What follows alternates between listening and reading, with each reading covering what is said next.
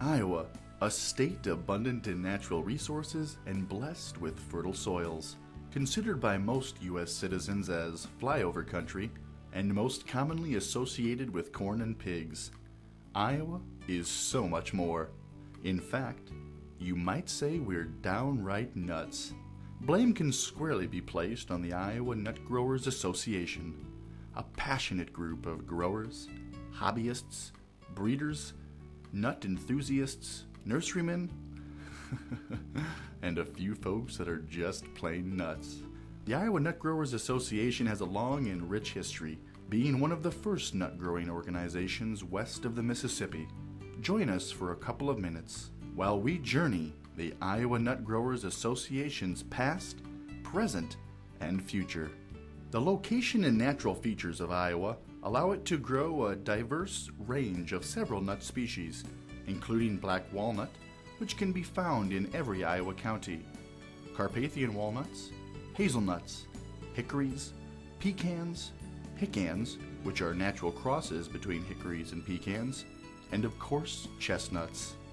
To stimulate progress in nut culture in Iowa, the original Iowa Nut Growers Association was organized in 1940 by a small group of men, all dedicated to the preservation of Iowa's native nuts. Among the founders were Simon and Davis Snyder of Center Point, Iowa, Dr. William Rohrbacher of Iowa City, Corliss Williams of Danville, Seward Burhow of Huxley, Iowa, the Schlagenbusch brothers from Fort Madison, and Claude Lonsberry of Ames, Iowa. The Snyder brothers, Simon and Davis, were like legends in our organization, and they made many selections from wild trees. Another figure is John Whitty from the Burlington area, the Winkler hazel, Fairbanks hickory, and there were many hickans that were selected due to their size. They're a cross between the shellbark hickory and the pecan, and they have a large nut. There were several varieties of hickans, Burlington, Green Bay, and Des Moines hickan.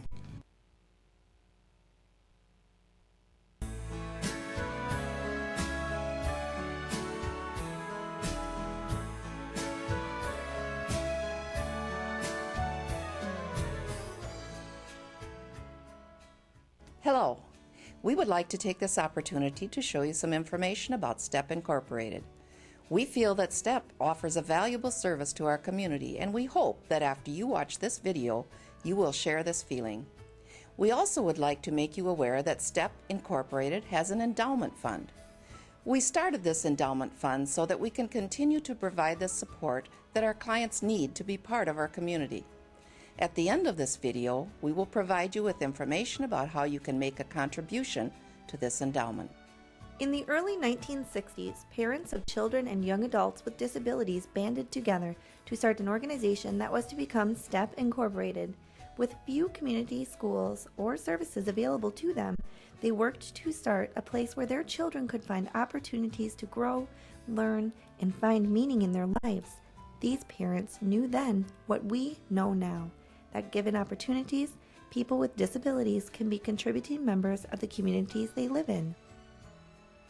Although much has changed since that time, STEP is still working to find ways for individuals with disabilities to grow, learn, and contribute.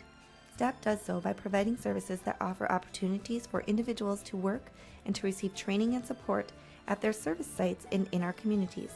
STEP currently operates 4 service locations, 3 in Fairmont and 1 in Blue Earth. In addition to these service sites, STEP provides employment support services to individuals at other businesses throughout the 2 counties. STEP currently works with about 85 adult individuals who have cognitive and/or physical disabilities. The goal of STEP's services is to enable people with disabilities to live and work in our communities. STEP meets this goal by providing support, training, and employment that allows each person to grow and learn, to live a more independent lifestyle, to interact with other people in our communities, and to find meaning in their day. My wife and I choose STEP for our son because STEP is able to give him the individualized plan he needs and the individual attention someone with his needs requires. We have found the staff to be very good caregivers as well as good people. STEP is a safe and healthy environment where he can go to work and see friends and coworkers every day.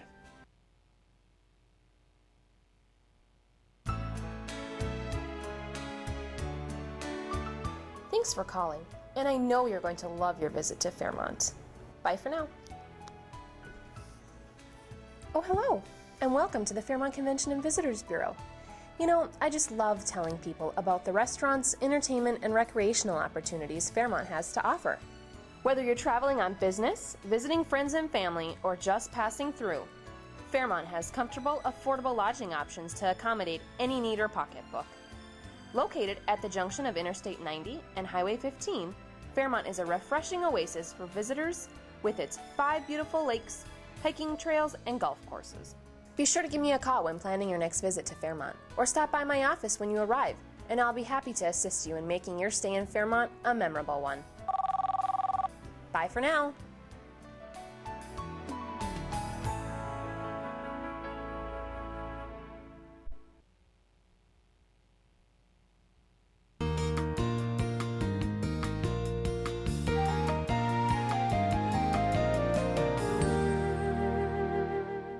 Hello, I'm Jason Howland, and welcome to Speaking of Health, a place to help you learn how to live a longer and healthier life.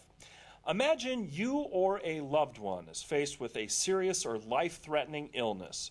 You want to relieve the pain and improve your quality of life, in some cases in the small amount of time that is left. While traditional clinical medicine can't cure you of your illness, palliative medicine can help you live your life better in the face of that illness. Our guests today on Speaking of Health are Dr. Corey Ingram, Palliative Care Medical Director from Mayo Clinic Health System and also Assistant Professor of Palliative Medicine at Mayo Clinic, and also here to share her own personal story of a family member's experience with palliative care is Linda Sandberg from Sherburne. Thanks for joining us both on Speaking of Health. Thank you, Jason. Well, Dr. Ingram, first off, could you start by explaining what palliative care is? Because a lot of people probably don't know what it is. That's exactly right, Jason. Thank you for asking, and thanks for having this segment on palliative care. I think your intro actually stated it quite well about if a loved one had a serious illness. And in palliative care, we are a team of people who focuses on one thing, and that is helping a patient and their family live well in the face of serious illness. We tend to 4 main areas of their life: their physical suffering, social suffering, emotional suffering, and spiritual suffering.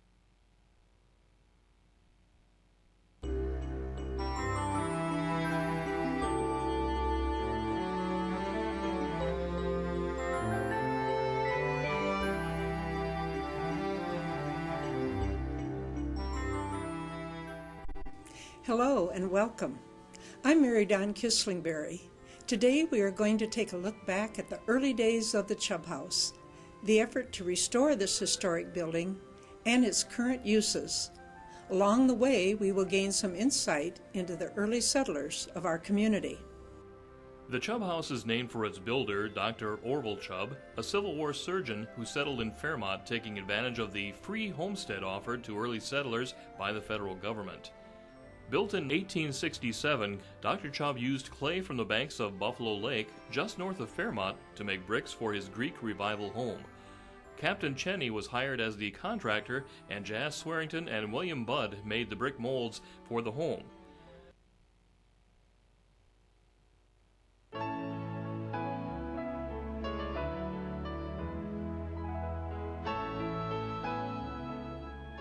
Hello, I'm Sandy Hallstrom, and welcome. Join me as we take a look back at the rich history of the Red Rock Center for the Arts, from its construction in 1898 as a church to its current-day role as a center for the visual and performing arts. The Red Rock has stood as a credit to its builders and an ornament to the city. Join me as we examine the past and look to the future of the Red Rock Center for the Arts. Originally built in 1898 by a small group of Christian Science parishioners, the First Church of Christ Scientist is an excellent example of Richardsonian Romanesque style designed by prominent Minneapolis architect Harry Wild Jones.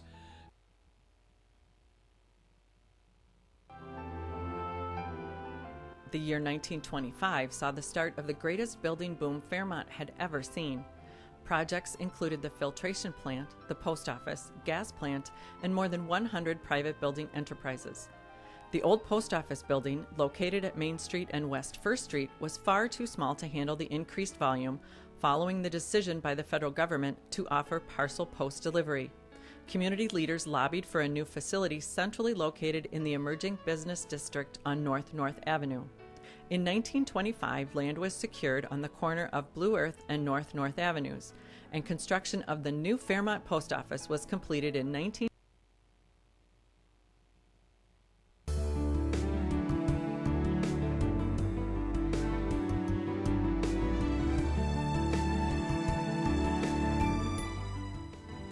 More than 2/3 of all college students graduate with school debt. That debt averages more than $20,000 and is climbing. Fairmont Dollars for Scholars exists to help Fairmont High School graduates achieve their post-secondary educational goals by providing scholarships. We are joined in this effort by more than 120 families and organizations in the Fairmont area. Fairmont Dollars for Scholars gives two kinds of scholarships.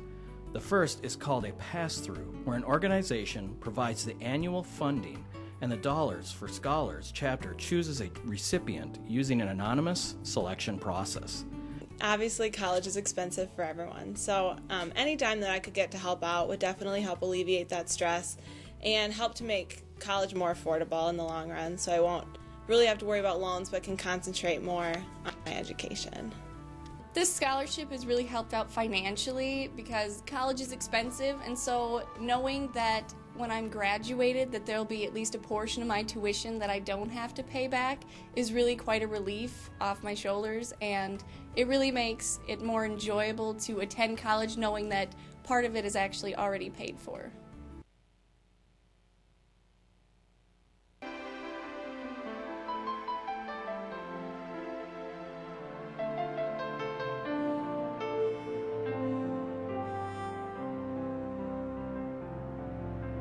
Welcome to Heritage Acres International, an agricultural interpretive center located in Fairmont, Minnesota, designed to tell the ongoing story of farming. Heritage Acres became a vision in 1976 when a group of like-minded individuals came to realize that an important and historic way of life was disappearing from the landscape. Now, Heritage Acres is a rapidly growing reality which provides a rural living experience for people of all ages to see, touch, and explore. Located on 40 acres of rich Martin County prairie, Heritage Acres overlooks Fairmont's beautiful Lake Sisseton. You're invited to discover the many reasons why the Upper Midwest is called America's breadbasket.